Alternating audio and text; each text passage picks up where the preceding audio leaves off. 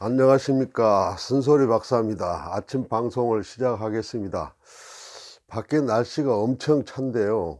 제가 머물고 있는 전원주택도 엄청 춥습니다. 그래서 작년에 그냥 수도가 얼어 가지고 고생을 많이 해서 시에다 대고 좀 수도국에서 좀 보수 좀 해 달라고 그랬는데 아직 소식이 없는데 좀 걱정이네요. 참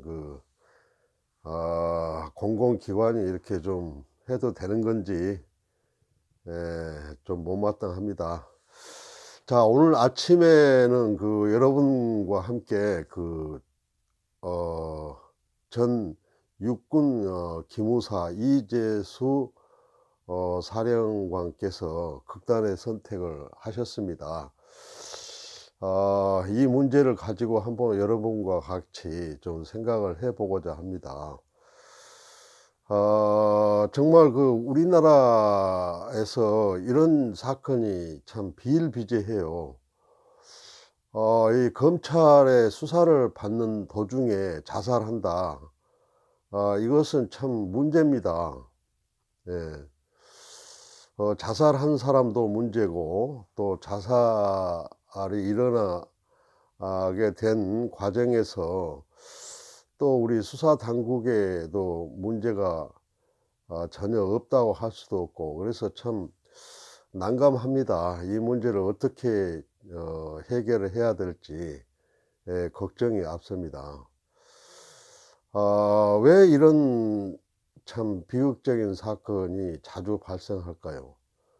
이번에 이 전 사령관의 혐의는 세월호 유족을 즉 말하자면 민간인을 사찰했다라는 그런 부분인데, 참 뭐 어떤 혐의를 받고 있든지 간에 자살을 하면 안 되는 것이죠. 그런데 이렇게 참 비극적인 사건이 자주 발생하다 보니까 그 안에도 우리나라가 지금 자살 공화국이다 뭐다 해서 OECD 국가에서 가장 높은 자살률을 보이고, 그래서 사회 문제로 되고 있는데 또 이런 일이 반복되니까 좀 우려스럽습니다. 그런데 저는 이제 이 사령관께서 유서에 내가 모든 것을 안고 가겠다, 이렇게 적시가 돼 있어요. 저는 이 부분을 갖다가 주목하지 않을 수가 없는데요. 자살하게 되면 모든 혐의가 덮어지고 또 없어지는 것입니까? 나는 도대체 이해가 되는 것이 없습니다. 자살하면 어떻게 그걸로 끝나냐 이거예요. 그리고 또 한 사람의 죽음이 모든 것을 덮어갈 수 있다라는 이런 믿음이 있는 한은 검찰에 불려가면은 이제 그런 유혹에 빠지게 된다는 거죠. 그래서 정말 왜 그럴까? 이제 이런 것이 이제 고민이 되는데, 근데 이제 검찰에서는 이번 또 사건 마무리가 지금 들어간다고 그래요. 공소권 물론 없음 이렇게 결론이 나겠죠. 그런데 공소권 없음 이렇게 돼 버리면은 정말 막다른 골목으로 자기가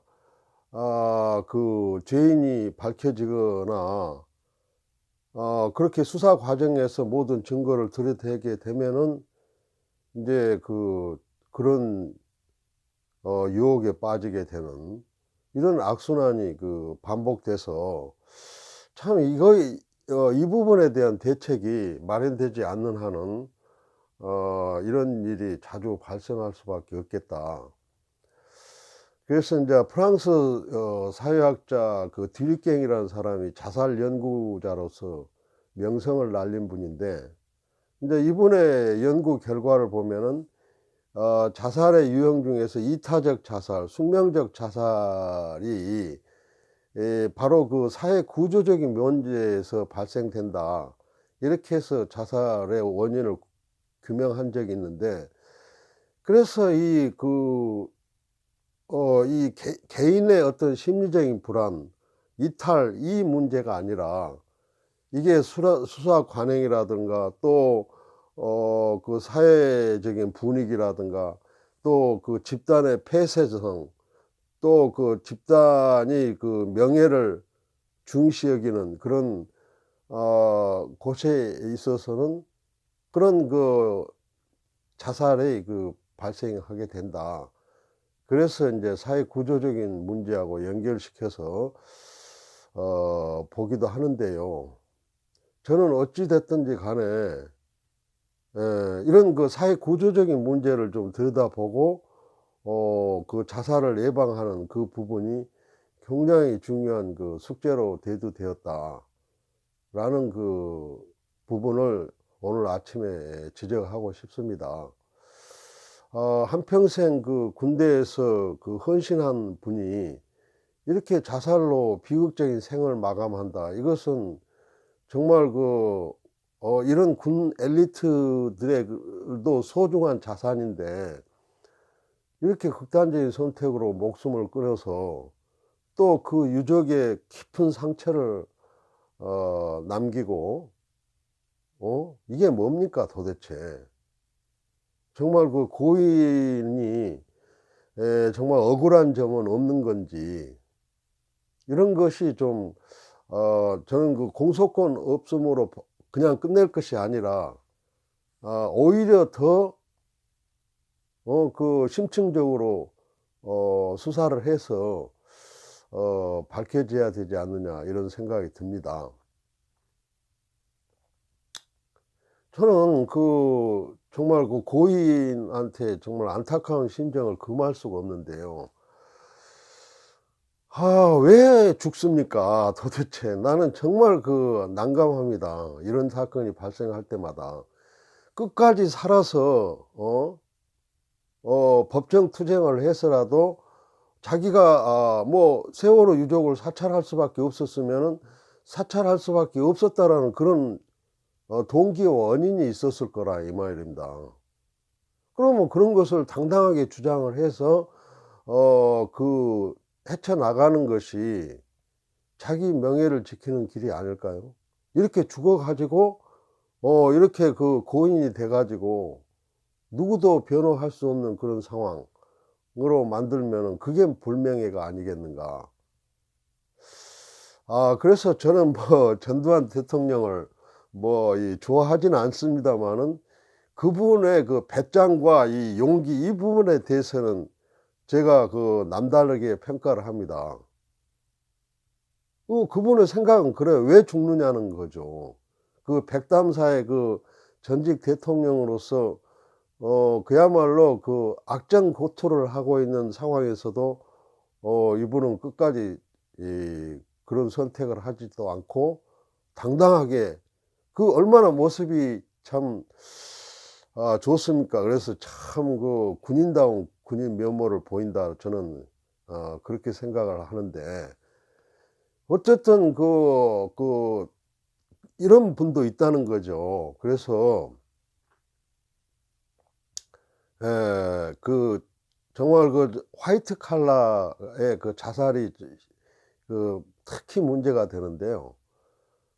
화이트 칼라 자살의 유형은 그런 엄청난 공견과 난관을 극복할 힘이 없는 거예요. 자신이 없는 거예요. 나약해지는 거예요.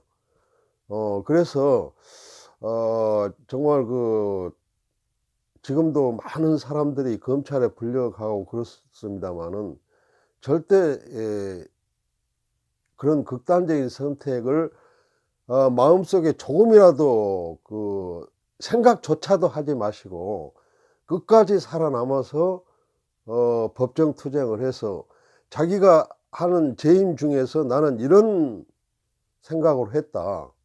나는 국가와 민족을 위해서 했다.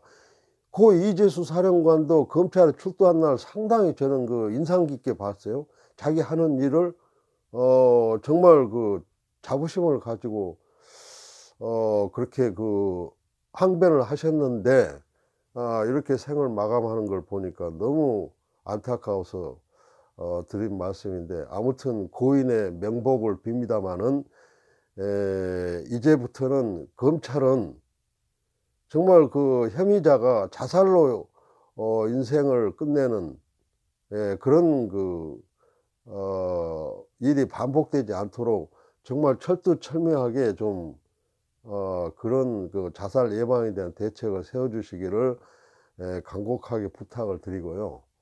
법원에서도 좀 그 지나간 그 결과론이긴 하지만은 만약에 구속영장이 발부돼서 구속 상태였다면은 이런 그 비극을 막지 않을